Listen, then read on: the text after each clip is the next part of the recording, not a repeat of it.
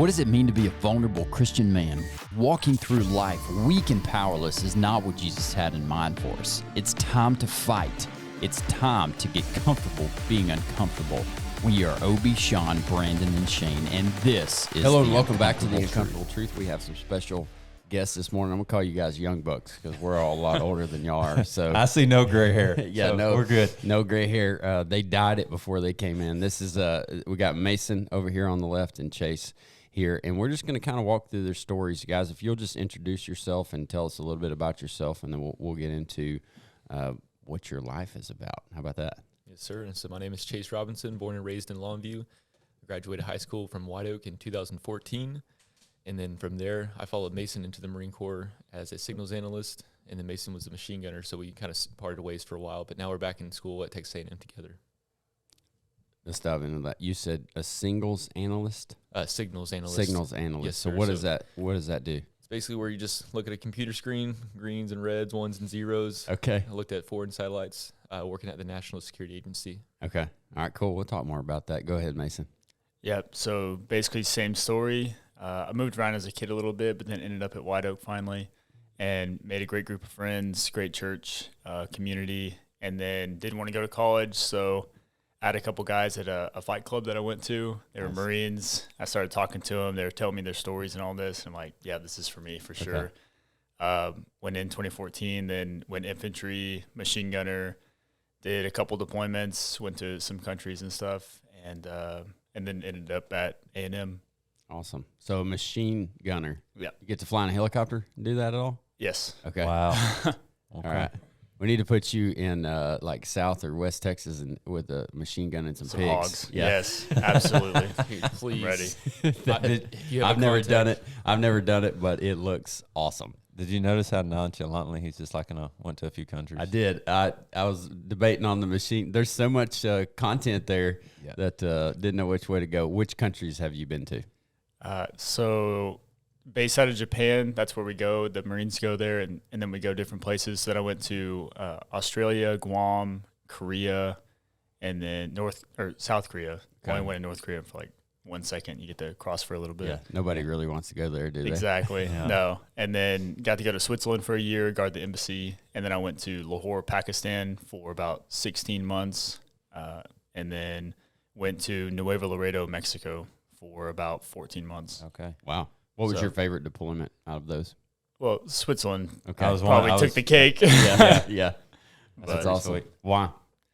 I got to travel all the different bordering countries there, and then my family got to visit me as well at Ireland, Amsterdam, just all the, Italy several times, France several times, Germany several times, and then got to save a bunch of money, meet tons of good friends, Okay. a lot of volunteering opportunities, stuff like that. That's cool. So you guys, how long were you at White Oak, Mason? 5 years. So did you guys connect there and were good friends at In middle school, in high yep. school, middle school? Okay. And then when you went to military, you said, Chase, you said you guys y'all took just different career paths in the military. Were y'all still communicating during that time? Oh, yeah. Okay. What, you get out of the military, what, you said 3 years ago? Oh, we're still in the Oh, military. you're still in the military. Still active duty. Active duty. Oh, really? Yeah, Yes, sir. man, it's a Okay. sweet deal. So the GI Bill will pay for your school, but in this particular program, the Marine Enlisted Commissioning and Education Program, MECEP, they're basically paying you while you're at school as though you're still active duty. Oh, okay. And even better than that, these 4 years that we're at A&M, that counts towards our 20-year retirement. Really? Yes. Sweet. And then so That's awesome, man. Yeah, so then all the scholarships, that's just an added bonus on top of the free school, on Wow. top of our W2 So you're pay. getting paid and you're getting paid Yes. to go to school. And you have, this is not the only thing you do. You guys have some other stuff going on too, right? Yes, sir. Tell us a little bit about that. Oh, man. Where do you even start? Pick yeah. pick Yeah. the high points that Yeah. you're most excited about right now. Right now? Yeah. Man. Well, I'll just give you a quick history. So during COVID, obviously we had a lot of free time. Some people squandered it. Some people got on YouTube and figured some things out about what they wanted to be Yeah. in life whenever they grow up. Well, I was one of those. discovered real estate from Grant Cardone of all people, Yeah. the 10X guy. Uh-huh. Yeah. We all know who Grant I Cardone think is. he's an idiot, but whenever you first get started on YouTube, you're like, oh, That's yeah, who. That's who you see. yeah. So he taught me about cap rates and NOI and all this stuff and big apartment deals. And by then, I didn't have my first property then. So whatever, I fill out the conventional loan, got a property over in the Barracks neighborhood, which is, if you're from College Station, you know, that's like the student housing, the spot to be right now. Okay. I actually borrowed the down payment from Mason, which isn't allowed according to Fannie and Freddie. Yeah. You know, you They have to don't- borrow. Like, They don't need to know that. no, but so he was my fiance in this Okay. transaction, That's right? cute. That's allowed. That's cute. Anyway, I love it. That's creative financing at another level. Yeah. That is creative. Yes. So I like he, it. He was good with saving. I wasn't. And so he basically loaned me the money. I paid him back after I'd closed on the property. And then he was like, well, man, I got all this money sitting in my IRA. It's not really doing much. Let me go ahead and buy a property too. So while he was in Switzerland, bought an investment property in Tyler in a really good neighborhood in the White House ISD. And then bought another one after he refinanced when rates dropped even lower in 2020 because he had more money saved up. And then we bought a property together in the Barracks neighborhood. I went back to Maryland where I was stationed at the time. I bought a property with my buddy there, VA loan. And then at a certain point, we pretty much maxed out all of our conventional financing. And then we had to start getting creative. So naturally, at some point, you got to use OPM, other people's money. Y'all know what that term is. And I'm sure a lot of the people watching that know what this is, or they're just hearing about it for the first time. Well, essentially, whenever you're a young guy, you're not making just tons of money unless you're a high income earner and you got a crazy degree, or you're just a really successful entrepreneur. So you had to borrow older people's money. That's the other. OPM. That's the other I OPM. like it. Yep. Yeah. Yes. And so you got to find a good deal, and you got to know how to operate and manage the property. So I just poured hundreds of hours into listening to podcasts, into practical application, interviewing people, touring properties. I mean, I was just obsessed with it. So now we've raised about almost $600,000. That started in the fall of last year. So we were pretty much just new to raising private capital. Okay. And so we've got about 7 investors that we've reached out to. Most of them are just friends and family. And then we'll go out and find it because financing is still tricky. Now you got to look for owner finance deals. So that's basically where a person that's owned a property for a long time, probably owns it outright. They're done paying the principal and interest, and they're just paying taxes and insurance, and maybe they're dealing with tenants and toilets and termites and all the problems that come along with residential real estate, and they just want to offload that and get a very passive income stream. So they're holding the note. And so these usually older gentlemen will sell or finance a house. We'll put a down payment that we borrowed, basically. So we're double leveraging. Yeah. And then we'll go in and Airbnb that property. Okay. Nice. So the cash flow from Airbnb is so high, the rental income so high, that it's able to pay off the mortgage, the utilities, the internet, the recurring expenses such as paper towels and toilet paper and all the cleaning supplies. And then we're still left with little on top of that. So that's how we're able to grow our portfolio right now. And That's cool. So how many did you guys finance conventionally starting out before you rolled into this owner finance model? Hey, we'll get into the faith part of this journey first, but I want you guys listening and Little watching out context. there to have some context. Yeah, about 5. 5, About- okay. and And that- then how many doors are you at now total? Now we're at 32 doors now. 32 doors. Okay. That's a big jump. How long did it take to do this? Man, so in June 7 of last months. year, in June of last year, we closed on our 5th one. Okay. And so June of 2021. It's now 2023. So, yeah, right at a year. So I'm assuming some of these are multifamily properties. Yes, 4 of them are fourplexes. So Okay, 16 awesome. of the 32 doors. Okay. So you're hitting, multiples in closings. Yeah, one of them was a package deal of 3 fourplexes. Okay. That was owner finance, Nice. just 10% down. That's awesome. Where does your faith come into all this? Like Yeah. you graduated high school, you guys are both in the military, you're still in the military.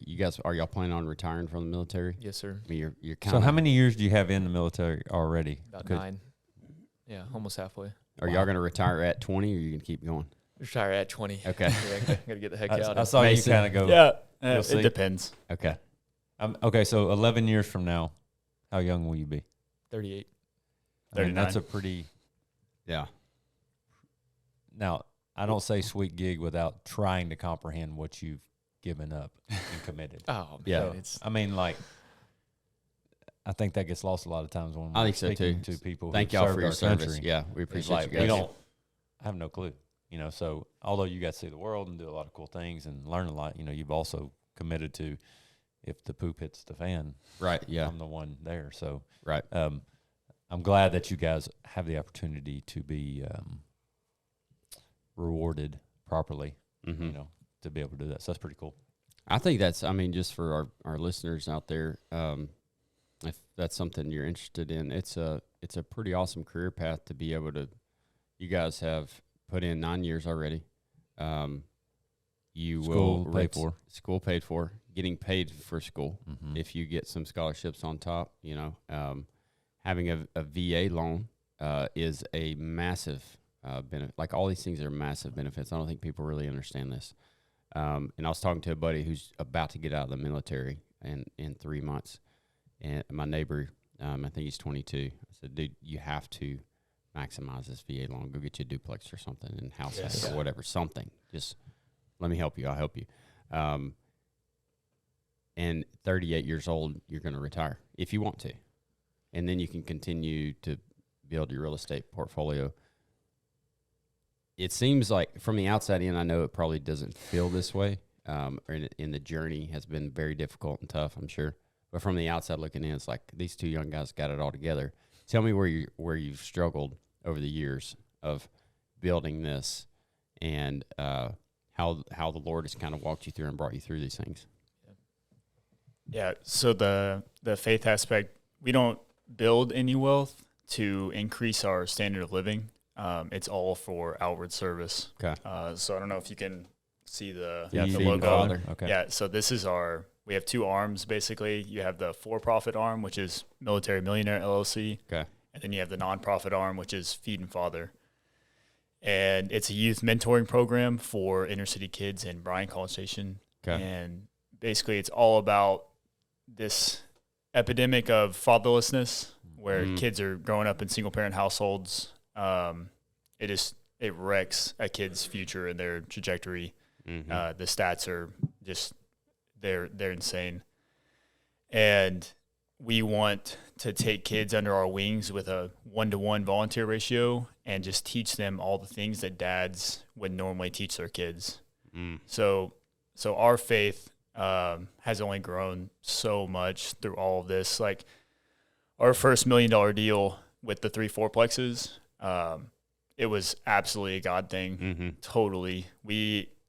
Our realtor called us and was like, hey, I've got this $1.15 million deal that is owner finance, which is incredibly rare. Mm-hmm. And if you can come up with $100,000, then it's yours.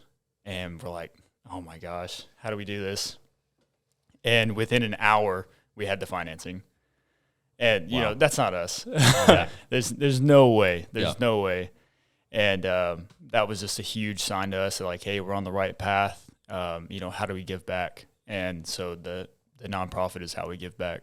How old are you guys at this time that this 1.15? 26. You're 26 years old. Yep. Yeah. So you're right. Like this stuff, unless you're looking for it, unless you're striving for that stuff doesn't happen. And I love how the two things go together. You got a profit business, which is one arm, and then you got something to feed the profit through to tell people about Jesus. Why Feeding Father? It seems like this is a fantastic cause. Why is this important to you guys? Well, first off, the Bible commands us, Matthew 25, whatever you did not do for the least of these, you did not do it unto me. So when I was hungry and you didn't feed me, when I was thirsty and you didn't give me drink, when I was sick and in prison, you did not visit me. You know, that's what Jesus says to those on his left, the goats. Mm-hmm. We want to be the sheep, those who are under his lordship. And there's another verse that talks about taking care of widows and orphans. Yeah. So, I mean, you got to take care of them. Yeah, it's command. Not all of us were dealt a great hand in life. Some of us were born without dads. Mm-hmm. Some of us were born without great moms. Mm-hmm. So, you know, we're not here just trying to make everything fair or equitable. We're just trying to do our part that God commands us to love everyone, you know, to seek justice and love mercy, to walk humbly. And so we always just keep that in mind, like, man, we are privileged, and we need to do as much as we can, because on Judgment Day, you're going to face, and you're going to have to give an account for your life. All the things that you did do, all the idle words you said, all the things you didn't do that you knew you were supposed to. I love how like that's so clear to you. I think, you know, for me personally, sometimes when people tell me to do something, I automatically buck it. Okay. And I think it's not the right thing for me to do just because I've a little bit of an oppositional personality. Sometimes my wife she could go in more detail. However, I love like your military mindset of like, we have a commandment, we're going to do it. We're going to do the thing. We're going to honor that commandment. We're going to rock it. Do either one of you guys, usually when organizations like this are formed, somebody has a personal attachment to the mission? Mason's looking at Chase over here. Yeah. Do one of you guys have a personal attachment to this mission and why you feel so strongly about it? Yeah, we both feel the same way. We both feel the exact same way. We both want to be great Christian dads. Yeah. One day, we both want to be trusted. You know, like the parable where basically the vineyard, the master is trusting his entire estate to this guy, and he's like, just make sure it's profitable. Don't go hide the talents. You know, you need to multiply them, because we fear God. Mm-hmm. You know, we both feared our dads growing up. Yeah. And in the same way, we fear our Heavenly Father, because He's the one that can take both life and soul. I think it says that in James, actually. You know, you should be afraid of that. And so, personal attachment to the mission. You know, we both went on mission trips with White Oak Community Church growing up, and we would sorry, that was kind of a jump, but just going back to like the early, you know, the days when our faith was formed. We had a great youth minister, by the way, that taught us a lot of great stuff, very sound doctrine. And so anyway, we've just always had a heart for those in need. I've always held Matthew 25 really closely to heart. So whenever I was stationed in Baltimore, Maryland, I mean, you talk about homelessness and fatherlessness and drug epidemics and prostitution, dude, it's everywhere. It is a crime-ridden city. And so seeing that when I was 18, 19, up until 24, volunteering with churches, it's just like, dude, we can take that mission and put it anywhere. There's poverty everywhere. Jesus said, you will always have the poor among you. And so that's true no matter which city you go in usually. So if somebody wants to, are you guys 501c3? Yes. Take donations and stuff. How would somebody like find out more about Feeding Father and get involved? Yep. www.feedingfather.com. Okay. Right there. Right. Make a donation. And AND father.com. Okay. It's a spinoff of Feed and Seed. Oh, nice. That Debbie used to run out of New Beginnings Church when we were in high school. Okay. And so anyway, it was just kind of a mix between, you obviously got to feed them. Yeah. But not just physically. Yep. Spiritually. I always had this vision of like, you know, when we were going through all the political stuff during COVID and everybody was on different sides of the fence, of like bringing thousands of people to a football stadium per se. Yep. Put a table all the way across the 50-yard line and just fill it with Chick-fil-A and see what happens. Let's go. You know, Lord's chicken's already blessed. I know. It's like, you know, feeding people brings people together. Yep. You know, you have to share a meal, and that's why I think it's so important as families to sit down and have dinner with your family. Hey, we're going to end this episode right here. Sean's going to jump in my spot, and we're going to talk to you guys more about your business, about Feeding Father, just about what you're doing, how we can help, how other people can help, all those things. We appreciate y'all joining us today. Remember to hit those buttons at the bottom. Like, share, subscribe. Go kick the day in the face, and we'll catch you on the next one.